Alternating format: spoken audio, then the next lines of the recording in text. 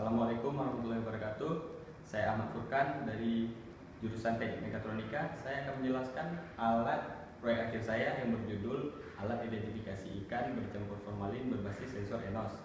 Baik, langsung saja saya akan menjelaskan semua komponen-komponen yang terdapat pada alat saya. Yang pertama ada power supply sebagai penyuplai tegangan dan arus. Kemudian ada pompa yang menyuplai udara. Kemudian ada tabung silika gel yang menyerap uap air pada udara. Kemudian ada flow meter yang mengatur kecepatan udara. Kemudian ada box sampel untuk identifikasi sampel.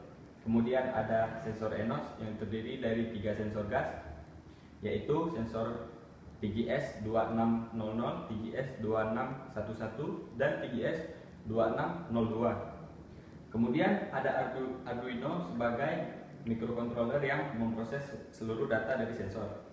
Baik, dapat kita lihat, kita masukkan saja satu sampel yang mengandung formalin.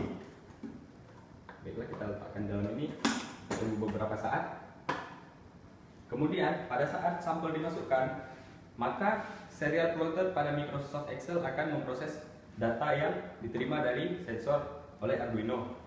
Baik, dapat kita lihat di sini sudah terbentuk sebuah grafik yang memiliki 3 warna, yaitu warna kuning oleh sensor TGS 2602 dan yang berwarna abu-abu oleh TGS 2611 dan yang berwarna orange adalah TGS 2600. Dapat kita lihat bahwa ketika sampel dimasukkan ke dalam box, maka grafik akan meningkat dengan angka mulai dari 600 hingga 900.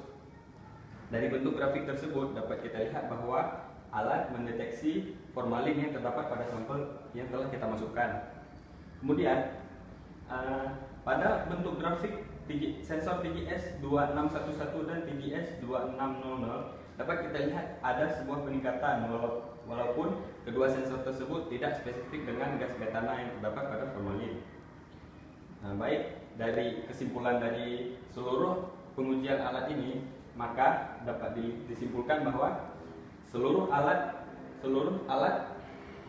sensor dapat mendeteksi formalin dan formalin dengan tingkat 15 ml kenaikan dari angka 600 hingga 900 nilai per adisinya.